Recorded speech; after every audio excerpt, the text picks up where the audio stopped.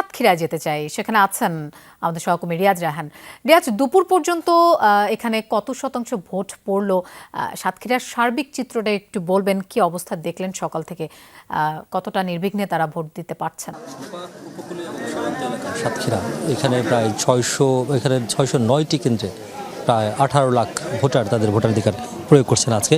সকাল থেকে আমরা দেখেছি উৎসবমুখর পরিবেশে, এবং যেই 4টি আসন রয়েছে সেই 4টি আসনের 20 জন প্রতিদ্বন্দ্বী প্রার্থী তারা নিজেরাও ভোট কেন্দ্রগুলোতে ঘটেছেন এবং ভোটাররাও এসেছেন। চা মানে লাইফটা ভরপুর, চা মানে ইস্পাহানি মির্জাপুর। তাদের একেবারেই যারা তরুণ ভোটার থেকে শুরু করে যারা প্রথমবার ভোট দিচ্ছেন তারা যেমন এসেছেন, পাশাপাশি বেশ কয়েকবার ভোট দিয়েছেন অনেক বৃদ্ধ, অনেক বয়স্ক, তারাও ভোট দিতে এসছেন।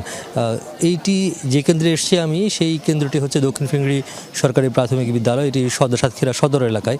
এখানে আমরা এসে যেটি দেখেছি যে প্রায় 2800-র কিছু বেশি ভোটার রয়েছে, তার মধ্যে এর মধ্যে 1800-র বেশি ভোট কাস্ট হয়েছে, অর্থাৎ প্রায় 1800 জনের বেশি মানুষ তাদের ভোটাধিকার প্রয়োগ করেছে।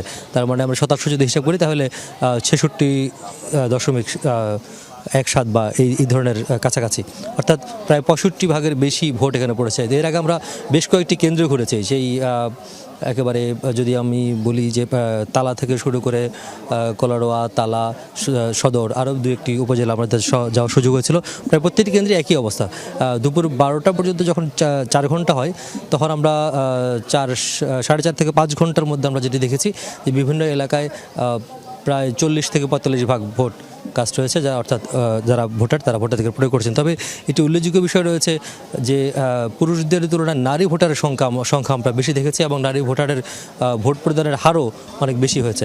আমরা একটু কথা বলতে চাই, আপনারা সম্ভবত প্রথমবার ভোট দিতে আসছেন, অর্থাৎ নতুন ভোটার। ভোটটা অনেক সুন্দর হচ্ছে, অনেক সুন্দর পরিবেশ, অনেক ভালো। আপনি কি ভোট দিয়েছেন? হ্যাঁ, দিছি, একবার দিছি। কবে দিয়েছিলেন? এই যে আগে এমপি ভোট হয়েছিল, তাই দিছিলাম। এখন ভোটের পরিবেশ কেমন? এখন তো ভালোই লাগতেছে, পরিবেশ, ভোট দিতে আইছি ভালো। ধন্যবাদ। শুনছিলেন, আসলে এইরকম উৎসবমুখর যদি পরিবেশ হয় তাহলে সেই পরিবেশে ভোট দেওয়ার মজাটা নিশ্চয়ই ভিন্ন রকম হয়।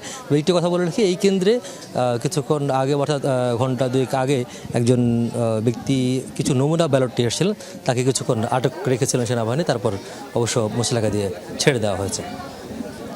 তেমন কোনো বড় ধরনের ঘটনা ঘটেনি। ধন্যবাদ রিয়াজ আমাদের সাথে যোগ দেওয়ার জন্য।